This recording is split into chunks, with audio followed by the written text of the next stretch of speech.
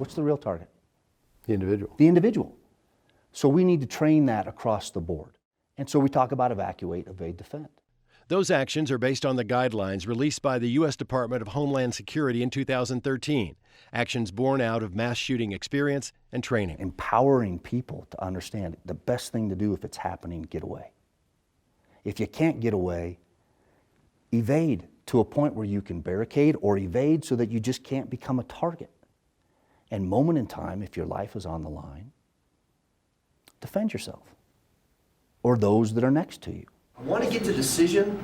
And along with training law enforcement agencies in the 50 states, in most provinces of Canada, and some in Europe, this is the message he proclaims in presentations to anyone who will listen. We're talking about everyday life. People want to be able to survive. My dad always says that the world's not a scary place, you just have to be prepared.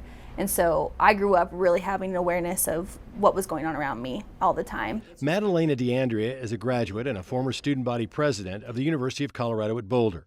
After college, she was working in Los Angeles. Gun! And being her father's daughter, she enjoys going to the shooting range with him. One to the body, one to the head. Running through his police drills. Gun! And she has many of the same sensibilities about the post-Columbine world. In high school, I would make sure I would know how to get out of my classrooms if something happened or where I would hide. I always knew where the exits were in a building. In early November of last year, she went out with friends for a fun night at a small country and western bar in nearby Thousand Oaks, California. I love swing dancing, I love line dancing, so it was really exciting to find the little gem in the midst of the big city. We are following breaking news out of Southern California. At least 11 people shot inside of a nightclub in Ventura, California, the Borderline Bar and Grill. Be advised, there are multiple shots being fired. On my phone when I get a text. For shooting at Borderline. And as I look at it, it's my daughter. Suspect's wearing a black hat. And as I look at that text, it says, I love you guys. Now that is the same text that Emily sent her father. And of course, my daughters know all that. I was getting a drink of water and was kind of standing on the outside of the dance floor, and I heard popping noises. They're like, what is going on here? And she's, Dad, I'm in the bar. There's gunfire. So I knew it wasn't fireworks. And I started to smell the powder. And immediately I heard my dad's voice in my head, you've got to get out of there. The only door I knew about in the building was the door he came in. And so that wasn't safe. I knew I couldn't get out that way. So the next thing was to hide. And I was in that kitchen area, again, trying to put the wall in between the shooter and I. And a bartender pulled down a ladder from the ceiling. And so I immediately went up it after her. And a couple more people followed us up, and then we closed the trapdoor over the ladder, and then we were in the attic. We got multiple people down.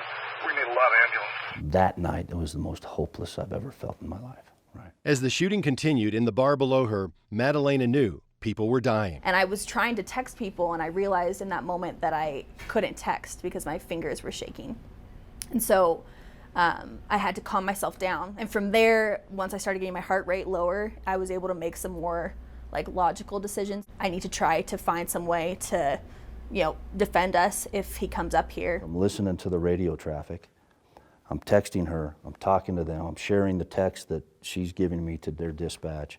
And of course, I'm booking a flight to Los Angeles on my iPad. He got on the frequency for the Ventura County Sheriff's Department, and he was telling me what was happening on the radio. Before the gunman killed himself, 12 other people died, including a responding police officer. A dozen others were wounded. The gunshots had stopped by that point in time, and I didn't know what was happening. At Columbine, they lost a desire to kill, but they were still walking around. And so I didn't know if that guy was still down there. We have information that there's subjects secreted in the attic. He got me on the phone with Ventura County's dispatch. There's a bartender and possible other subjects hiding inside the crawl space in the attic. They called my cell phone, and I picked up and very quietly told them that there was about 6 people in the attic with me. The main business is secure. Ask them if they'll shout out. And finally, she's like, Dad, I can see SWAT. I think because of the exposure to what my dad's been through, and then also just his voice in my head throughout the entire process, there was that sense of safety there, even in the midst of very intense unsafety. And yeah, I think it saved my life. Hours after the incident ended, Madalena was at home, waiting for her father, who had immediately boarded a plane to Los Angeles. then he was at my door, and that's when I started crying. It wasn't until I was hugging him at my door. Yeah. It came full circle. And my daughter's alive because she was empowered. She was empowered because we had the conversation. She did what she needed to do to survive. The message is you've got to talk about it. Despite all the training he's done since 1999, A.J. DeAndrea has never really gotten over Columbine and being inside the school. You're uncomfortable in Columbine. Very much so. I can see that. It's not an easy thing to sit in here. No.